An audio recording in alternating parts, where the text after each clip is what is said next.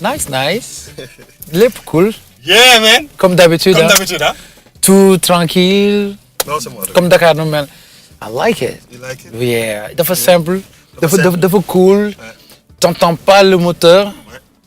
Tu peux te garer où tu veux. Et ça coûte pas cher. Bon, la voiture peut-être ça va, mais en tout cas en termes de consommation, fu la neex garé. Xam nga Sénégal dañoo bëgg oto yu ngande. waaw ñu ko fi dañ ma gis may dawal kii bi. Pour wane ngóore tuuti. waaw pour wane kii loolu si deret la nekk. Non mais oto bu rëy moom baax na pour tukki. Pour tukki. Mais je pense que pour se déplacer. Voilà. Et puis pour la poche même, pour la bourse là. Parce que B8. waaw tous les 2 jours nga dem def 30 000. saa yi.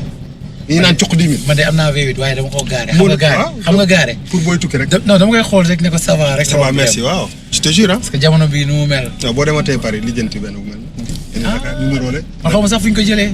Paris rek la fay te tu es tout le temps en France. yow bu ñu paree émission bi soo doo ma jox bii sax ma jël ko nag commencé. léegi su ma waree def émission ma ñëw ab la. damay àbb si ma ñëw jox la. damay bañ nga tukki yóbbu caabi yi. dama lay sponsorisé amul problème. waaw naka moom. nice. yeah man good to see you. yeah good to see you. man su ma la gisee damay kii. non je te jure damay bëgg parce que voilà bëriwuma ñu ma fan mais man xam nga yow xam nga nu mu demee émotion bi moo ñuy habité quoi. da nga baax non mais c'est et puis bon c'est je pense que ñoo bokk jëmukaay. voilà parce que bon ñu ñëpp on a envie que musique Sénégal. am visage bu gën a rafet bu gën a resplendissant. effectivement donc souvent quand on a des choses en commun souvent pour gisante ku nekk day gis sa morom comme un miroir. dëgg la. donc moi c'est toujours un plaisir que. oui et puis lu nit ñi xamul ay mbokk lañu. non loolu moom c'est clair donc. sama yaay chaque fois dama koy wax. effectivement maa ngi siy profité di la jaale aussi. sama tante. wallaay Thiam waaw voilà moom vraiment man moom sama confidente la. oui c'était ma ndeysaan confidente. c'était ma confidente quoi. ndeysaan. donc voilà ñoo bokk maam Marie Sène ak maam Atta Samba Diop ñoom ñaar moom. keroog la dernière fois je suis allé à la maison.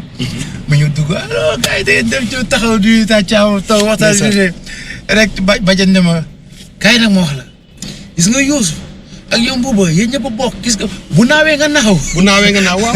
mais ak fierté lañ koy waxee. waaw ba pare taaj ma na commencé ma limal maam yi ma ne ko ok d'accord.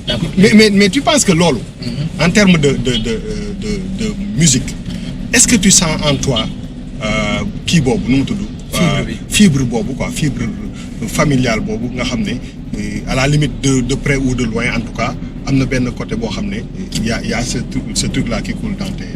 bah oui effectivement parce que bon nit ku nekk ci ni nga màggee. ak par rapport ak li la wër. da ngay am loo yëg quoi. C'est comme moi j'ai une tante elle est chanteuse mooy Fatou Mbaye bi doon woy Djali waaw c'est tante la. ouais c'est ma tante et tu vois et quand j'étais petit dans ma famille il y avait amuloon chanteur. donc ñii ay avocat lañu ñii ay banquier affaire bi parce que sama papa jàngalekat la. donc de temps en temps la seule que j'entendais mu ñëw kër ga. di way ma koy dégg nii. c'était tante Fatou Mbaye. donc ah ouais donc quand je l'entendais chanter moi j'étais touché parce que le chant m'a toujours touché. Effectivement. Et ma mère je l'entendais chanter que dans la cuisine. bon sama yaay moom xam nga rek moom yaara moom kurus la. mais dañuy am benn voix. exactement. Et donc moi quand je chante j'ai l'impression de chanter avec la voix de ma mère. Et qui n'a rien à voir avec mon père bi nga xamante ne moo takk ci Atta Samba Diop bi takk ci Mame Marie Sène. Incroyable. Tu vois donc dama tibb ci sama yaay alors que la famille de ma mère n'a rien à voir avec la musique. Tu vois donc mais quelque part soo woyee dañ naan la ok yow sàccoo ko. sàccoo ko parce que voilà je pense que j'ai aussi un oncle boo xamante ne il était dans la musique. connu dans le monde salsa amoon voix bu xaw a difficile c'est Pape Seck. Pape Seck ah oui. ouais parce qu'à la base moi je suis un Seck. donc exactement. tu vois donc. toi tu es entouré de musique. exactement parce que man par exemple li ngay wax nii par exemple sama yaay. tu sais sama yaay bu mu nekkee xale. mais dafa daan way. léegi il paraît que da daan rëcc di dem way sama maam bu déggee ni mi ngi kii ñu dem kii ko donc à chaque fois dama ko naan yow benn problème rek la am sa ay way mooy benn gaam rek nga am. mais c'est super beau nag mais à force d'écouter ça d'entendre ça toute ma jeunesse et tout ça saa yu waxee mën na ko way yi neex na mais gaam ngay changer daal parce que yow dafa mel ni kii mais pour dire rek ni quelque part ci maire yi la ñuy jëlee. mais effectivement man si li ma fàttaliku ci maire yi ci ñu doon wooyee mooy un peu le style de Xaar Mbaye Madiaga. effectivement tu vois.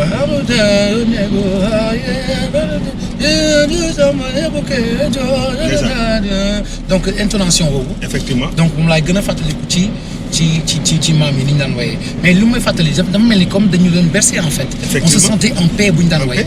mais bu ñu daan chantonné y avait quelque chose d'apaisant. effectivement donc loolu bokk na ci li nga xamante ne tamit bon même bu fekkente ne sax tu n'étais da nga yaakaar ne que tu n'es pas destiné à la musique. ces racines là daf lay influencer parce que xam nga loolu fan la may yóbbu. par exemple tu sais quand tu vas aux États-Unis toutes les grandes chanteuses là les Whitney Houston et tout ça en fait en réalité dañu juddu ci vibe boobu quoi. ci atmosphère boobu. pour te dire rek ni quelque part ñun nit yu ñuul yëpp on se retrouve si dara quoi. loo xam ne moom moo ñuy transmettre yenn. mais musique moom de manière naturelle dafa mës a bokk ci suñu vie. soo xoolee boo nekkee xale. dañ lay. tu vois et puis tu es tout petit. xale bu tuuti nga. di namb ñu lay wayal loolu donc déjà avec musique dañ ko def ci yow déjà bi nga nekkee xale moo tax j'ai souvent l'habitude de dire que il faut que ñu apprendre à déglu les musiques à apprendre qu'on apprenne à écouter les musiques d'enfants. Effectivement. Parce que li ngay seetlu mooy aujourd'hui avec Disney boo déglu Disney j'ai l'impression qu'il y a dafa am benn genre de formatage boo xamante ne day am gis nga musique Disney. Effectivement. xale yi koy seetaan 10 ans après xale yooyu beneen clientèle la. Effectivement. c'est-à-dire que donc boo miinee composition wu Disney yi ñi màggandoo ak génération bi màggandoo ak Disney quelque part boo leen ramener les mêmes notes. Effectivement. dafay tilté seen bopp mais loolu bokk na ci li nga xamante ne tey moo tax musique bi la musique est de plus en plus simplifiée. Effectivement. la musique léegi plus muy ressembler à une sorte de lullaby waaw. et plus les gens ils adhèrent. mais pour yokk si xam nga des fois. man bu ma doon nekk quand j'étais plus jeune là j'étais un inconditionnel de Prince. Prince est pour moi le plus grand musicien bu mës a exister. à part Fada Freddy donc léegi donc man depuis ma nekk xale dama bëggoon Prince mais léegi quand tu écoutes les chansons de Prince après tu te dis mais attends li mu mën a composer si lu compliqué yëpp mais il a quand même des compositions hyper simples mais lu mu gën a simple mu gën a difficile à composer c'est pas parce que c'est simple que c'est facile quoi mais tout le temps ñoom dañuy ut li nga xam ne c'est plus accessible en fait à la limite ak pour nit ñi quoi du ñu jël xam nga y a des musiciens qui sont très forts mais qui mettent au devant leur technicité. Exactement. Et tout ça mais ñoom dañuy am xam-xam boobu teg ko fële mais ils cherchent à faire des choses yoo xam ne c'est à un niveau boo xam ne à la limite boo xam comprendre sax da nga naan c'est trop simple quoi. Mais je pense que les grands artistes c'est ce qu'ils ont compris comme Prince bi nga wax léegi morceau bi gën a marché si bokk yi ma gën a xam yi ma xam yi gën a marché c'est Purple Rain. C'est Purple Rain Purple Rain Purple Rain Purple Rain loolu rek la tu vois c'est tellement simple que da nga naan non artiste bu mag bi. voilà mën na dem plus compliqué. voilà mais nag am na benn écrivain bu tuddoon Oscar Wilde. doon wax mu ne. the aim of the artist is to conceal the artist and release the art. mu ne rôle artiste bi. mooy mu tëj. artiste bi ci boppam. te mu firi mu yeewi. mu dog bu mu jaamu aar. artiste fii léegi mi ngi jéem a wane aar. te bañ a wane boppam. day dundal aar artiste boo xamante ne boppam dong lay wane te dundal aar artiste boobu moo lay aar mais xam xoolal c'est exactement ça en réalité c'est ça c'est-à-dire que ñi jàkkaarloog yow en fait ñooñu parce que boo ko kippee ci biir yow self ça ne sert à rien du tout mënoo ko transmettre loo mënul transmettre nga garder ko ci yow à la limite yenn yi amul sens quoi mais man en fait y a un truc qui me touche ci yow mooy macha allah xam nga dañu naan laaw la cat mais j'ai comme l'impression que da nga rus Sénégalais yi ba nga xam ne you don't want to show what you have inside man c'est-à-dire que humilité bi ngay dégager dafa dem ba nga xam ne y a beaucoup de gens sax yu comprendre exactement à quel niveau yow ngay évoluer honnêtement parce que bon quand même ci game bi laa bokk mais je me dis que j'ai comme l'impression que kersa boobu daf lay animé ba nga xam ne li ngay représenté sax en dehors du Sénégal bugguloo gars yi xam ko trop quoi da nga koy c'est en toi wala c'est délibéré wala en fait qu'est-ce qui se passe exactement. Bon, ce qui se passe c'est que je suis un artiste patient. Je suis patient. Ça ne veut pas dire que mon ambition wala que je ne suis pas en train de faire autre chose. J'interviens dans des musiques de films. Je compose pour beaucoup d'artistes africains et internationaux. Je suis dans plein de projets yoo xamante ne bon de composition la des projets d'enseignement de restitution parce que musique man à la base amoon chance su dem école musique donc man maa jàngal sama bopp musique donc ci biir sama programme damay am ay concerts yu may def donc récemment ce qui s'est passé c'est que j'ai passé 4 ans de tournée 4 ans yoo xamante ne bi ma si paree pratiquement j'avais même des problèmes de santé parce que j'étais les concerts c'était back to back c'était vraiment tous les jours tey yaa ngi joué Australie wala fii le lendemain yaa ngi États-Unis le lendemain yaa ngi beneen dëkk donc loolu da ngay dem dafa dem ba atteindre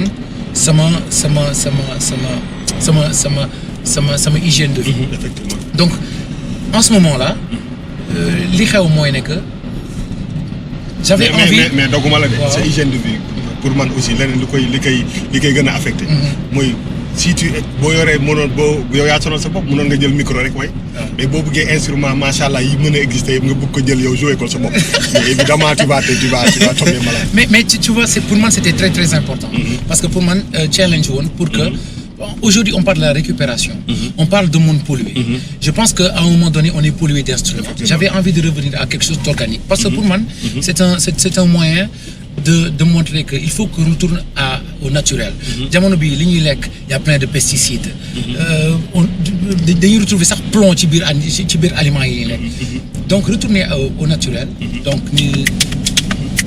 c'est pour man c'est li mooy sama révolution en fait effectivement mooy sama révolution c'est mon coup de gueule à dire les gars on est trop consumés par les machines les téléphones les smartphones et tout ça donc à un moment donné d'ailleurs là on est en train de parler de la 5G exactement ouais. tu vois donc à un moment donné il faut savoir juste faire un petit benn rétrospective ñu xoolaat suñu bopp ñu xool où est-ce que l'humain se trouve ci jamono bi effectivement ana wàllu nit ak cëram ci jamono bi nga xamante ne li ko ŋànk mooy technologie on parle de 5D tu vois on parle de 5D on parle du numérique mais où est la place de l'humain donc pour man place humain lenn rek moo ko mën a sauver nit ki ci machine yi nga xamante ne dañoo absorbé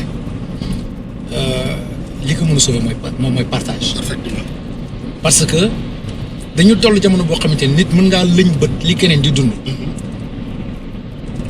donc curiosité bi cultiver nañ ko ñu ngi jël ay informations de part et d'autre mais qu'est-ce qu'on partage loo xamante ne nekkul jël rek di def snap fësal sa bopp waaye qu'est-ce que tu partages loo xamante ne mën naa jëriñ doomu aadama gannaaw bañ la joxee jumtukaay yooyu yëpp mu jóge ci yow directement dem ci exactement donc nekkul rek oui je partage ma vie loolu sa bopp ngay wane mais lan nga mën a partager pour que par exemple ki nga xamante ne dafa néew doole wala ki nga xamante ne dafa ñàkk jàng ca fa mu nekk nga mun koo indil matuwaay wala loo xamante ne da koy mottalil ci xam-xamam wala fexe ba ndóol wala jafe-jafe yu mu nekk mu mën cee génn loolu rek moo ñu mën a sauver ci jamono bi moo tax nag c'est une des raisons principales bi tax may tukki dem bërëb ba bërëb nekkul sama kees ci doomu aadama moo tax defuma fi concert lu bëri waaye dama xam ne li fi daara ji liggéey fii ci biir dëkk bi xëy na li ma fi war a wane li ma war a wane feneen moo ko ëpp fuuf donc li nga xamante ne moom laa farataaloon mooy wane lan mooy taxawaayu doomu Sénégal ci àddina bi ñoom fan ñu foogee ne Afrique am na ñoo xam ne ci kaw ay garab lañ dëkk wala ci ay case ñun fan lañ toll ci xarañ ak ci xam-xam ak ci suñu gis-gis bu global ba mu ñoom ñu mën leen a jàngal ndax boo seetee Sénégal dafa am loo xamante ne yeneen dëkk yi dañ koo réerle te man loolu mooy sama arme bi nga xamante ne fu ma dem moom laay yóbbaale Sénégal ngay gis pak jot catholique yi yàkkal jullit yi ñu toll ci tabaski jullit yi rey xar togg yàkkal catholique yi vivre ensemble boobu ak savoir vivre boobu nga xamante ne dara tax ko jug lu dul fonk doomu aadama mooy baatu Sénégal bi nga xamante ne fépp fu ma dem ci àddina looloo ma fa yóbbu loolu nag moo taxoon nag lu dafa ma feewoon concert yu bëri parce que lu ñuy dund la ba noppi te comme loolu ma tax a jóg ma ne dama koy fësal ci àddina bi mais léegi man dama am beneen question mooy xam nga ni grand Youssou Ndour daal lekkati neen naxuli béy je veux dire tu es arrivé à ce niveau-là pas par hasard parce que man li ma gën a impressionné mooy tu es allé à l'école am na benn woy boo leen di wax jàngi leen à chaque fois que j'écoute ça ma ne c'est bien de faire des chansons de chanter mais il faut que nga mën ko revendiquer et je me suis rendu compte que li nga xam ne moom moo dal suñu artistes yu bëri. mooy ñu egg ba benn niveau rek ñu arrêté mais yow you went all the way up ba nga xam ne quand man je te regarde sur scène macha allah je sais ce que tu vaux je sais que you are benn star planétaire c'est-à-dire que mooy que ton niveau de performance et dafay toucher loolu parce que loolu c'est important et c'est pas quelque chose qui court les rues hein. Donc comment tu as fait pour parvenir à être à ce niveau-là pour mën a vraiment quand même gàddu loolu quoi. waaw man dama gëm ne artiste. bu toogee parfois di yuuxu pour wane dara. dafay nëbb ay faiblesse. Donc pour être fort. pour man il faut être à l'évidence que àddina. simplicité. mooy vraie force. bis bu nekk damay ñaan yàlla. pour que buñ may tagg. ñu bañ maa taggee mën way. wala ñu bañ maa taggee alal. wala leneen xam nga leen rek la ma nit mën a taggee bu fekkee ne dañ ma taggee alal.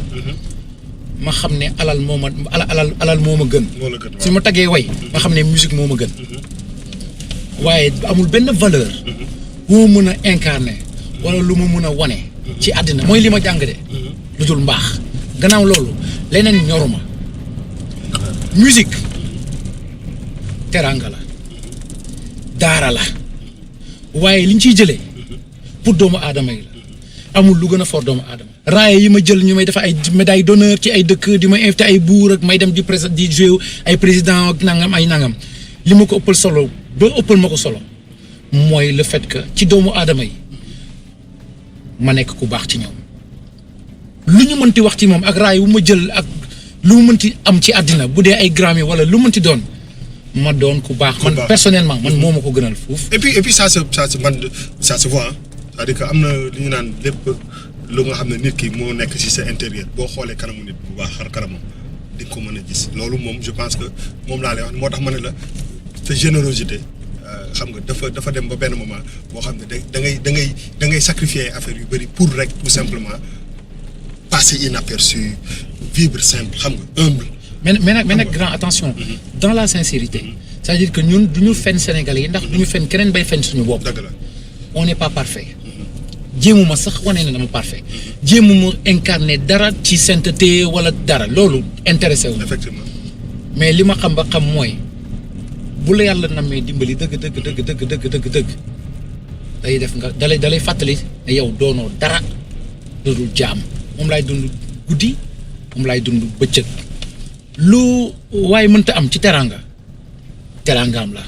mais man sama teraanga bi nga xamante ne moo gën a màgg ma gis ko jamono bi mooy am yàlla man mooy ci loolu lañ ma yare sama wasila ci loolu la ma yare parce que parfois da ngay toog jamono boo xamante ne en tant que musicien il y a beaucoup de drogue ci milieu bi effectivement il y a excuse-moi du terme il y a beaucoup de sexe ci milieu bi parfaitement dafa bëri tentation yow la ak ego am na sax lu gën a graaw loolu mooy naf sa ego bi si boppam daf cee bëri parce que léegi da ngay toog ñëpp ne la yow la mais nit ku nekk di nga am jamono boo xamante ne da ngay wéet ak sa bopp boo namee raw boo wéet ak sa bopp da ngay xam ne yow ak suuf si yéen a maase da ngay mel ni benn pepp suuf ci désert bi gis nga loolu foofu noonu ci pepp suuf boobu ci désert bi moo am solo ndax boo jëloon pepp suuf ci désert yëpp désert bi dootul am donc nag artistes yi la ñu war a nàmp ba mën a jëriñ waxuma musique kasaw tentament tëgg ñëpp fecc waaye musique buy dugg ci xol wàcc ba ci roox bi boo ko namee jëfee foog nga toog doon pepp suuf boobu ci désert bi actif day la nga yooxu ko waaye fi léegi yaa ngi taxaw di wane sa bopp lii réer ci jaww ji loolu wóolu ba dénk la loolu mu jëm ci jaam yi dugg ci xol yi ba wàcc ci roox nga mën a jëriñ parce que nit ku nekk nañ ko fàttaliku artiste bi ku ci nekk ca la nga jëfee ca lañ la may ca loolu lañ lay laaj ñun ci musique la ñuy jaamoo yàlla tey jii il faut qu'on se rende à l'évidence waaw muy oustaz ak imam ak képp ku ci nekk ca la nga nekk ca loolu la ngay jaamoo yàlla ñun musique mooy li nga xamante ne moom mooy suñu jagle jamono bii am na ndaw yoo xamante ne mënuñu dem église ba wala sax tayal nañoo dem juma wala buñ benn ku bu ñu wanee kenn ci télé bi wane kenn RFM muy waaraate tayal nañ ko déglu lu ñuy bëgg déglu mooy taal benn morceau Ndongo wala benn Dip wala benn Fada Freddy wala benn Simon wala kenn taxaw déglu wala dëggiti wala kenn diggante boobu lu ne xaj na fa artistes yi ku ci bëgg liggéey mën ngaa liggéey foofu tamit. dëgg la kon Bambaly yi war naa gën a mën a leer waaw man nag jamono bi ñu toll dama maanu ci artistes yi parce que ak ku mënti doon man li ma seetlu ci artistes yi ku ko seetloon ci artistes yi ñu ci bëri di nga leen tàllal seen loxo ñaan waaw di nga tàllal seen loxo nangu ñaan waaw Youssou ñeme naa tàllal loxom tàllal sama loxo nangu ñaan ci moom benn Omar Pène ñeme naa tàllal samay loxo ñaan Ismaël Lo keneen ak keneen parce que fii yàlla dañ si Rome moom rek moo ko xam sama benn xarit daf may wax Thier moom benn peintre la Thier Batik daf may wax mu ne am na musiciens yoo xamante ne mu ne ay waliyu yoo xamante ne dafa mel ni dañoo fay seen mission léegi nag pour que ñu mën a rattraper seen mission da leen indi ci beneen anam. ñu nekk ay musiciens. pour ñu nekk ay musiciens. xam nga man aussi léegi damay man si sama téléphone bi. damay am ay kii. ay demandes ay questions non damay am ay kii. damay am ay surprise. ok surprise yi may am mooy des fois. ça m'arrive ma am benn genre instru yooyu. waaw nga du ma am ci oto bi. te du ma teg benn affaire. parce que du ma teg benn affaire ne la mais su ma la tegaloon lii ne la qu'est-ce que lan nga ciy wax. ñu xool après xaaral ñu xool daal. non dama lay tegal rek nga xool yow dama lay tegal rek.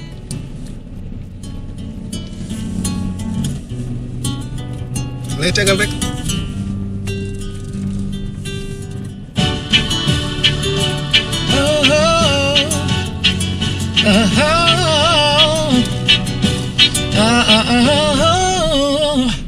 gëm naa ne moom di kenn la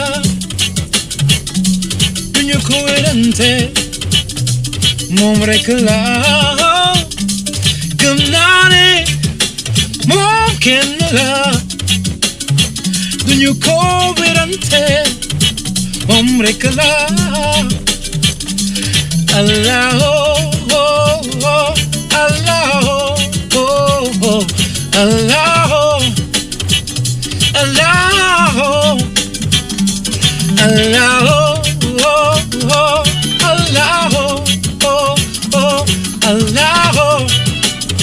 moom rek la sukk leen om yi ci suuf ñu jéggalu talal leen loxo yi ci kaw ñu nangu ñaan Allahu Allahu Allahu Allah Allahu Allahu Allahu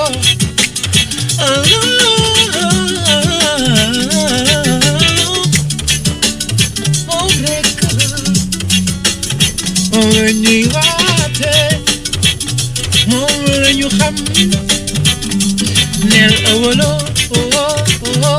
axiro zahiro bahatino lan sukleen bu ma nekkee Ndongo dama ko naan dafa fi benn 16 bar. lu ko neex lay def après ñu am benn morceau exclusif. loolu dara mais loolu dara c'est cool non. ah bon voilà affaire bi mënul yàgg quoi. je suis content. maa la gën a content voilà parce que voilà yow xam nga quoi. tu es notre fierté. man yàgg naa ci musique bi c'est vrai que temps yi dama xaw a jël benn kii mais saa yu ma la seetaanee wala ma déglu la sama xel day dal. parce que non seulement tu représentes le Sénégal l'Afrique mais l'univers. parce que li ngay def kër gu ne mën na fa dugg dafa am sama benn xarit bu tudd Rob Halep. waaw bu nekkoon manager yu suñu 20 ans il y a 20 ans chaque fois dama doon wax the Daro J Kid. yow lay wax mais that guy needs to be like in a different level. macha allah il y a 20 ans. it's just a matter of time. like lu jot yomb. àdduna moom lay wax rek sànq nekk je suis un artiste patient. léeg-léeg yàqamti dina dugal artiste bi mu def lu mu warul def waaye bu artiste patient wi li mu war a liggéey ci jamono bi ak jamono yi di ñëw yëpp dina ko mottali incha allah. léegi album daara ji bi moom. woo man. that's something else. loolu moom beneen affaire la. loolu moom sàcc naa déglu si. ah mbaa gisoo clip bi rek. non bañ a yow tam il faut que ma gis clip bi c'est incroyable. non xam nga la moom laa lay wax nii. c'est-à-dire que benn moment benn niveau boo ci tolloo. li ngay def dafay mat sa niveau. vraiment j'ai yow tam. en tout cas moi j'ai hâte que population sénégalaise. ah non c'est magnifique gis ko. rien à dire. parce que je pense que c'est un nouvel élan. non beneen affaire la beneen affaire c'est digne de daara ji. yow bro Kous. thank you so much bro thank you so much kontaan naa. and this is beautiful. thank you bro thank you jaajëf. ndongo mu ngi ñëw ndongo ah. parce que dama xaaj affaire bi ñaar. jaajëf peace super man nice. thank you bro.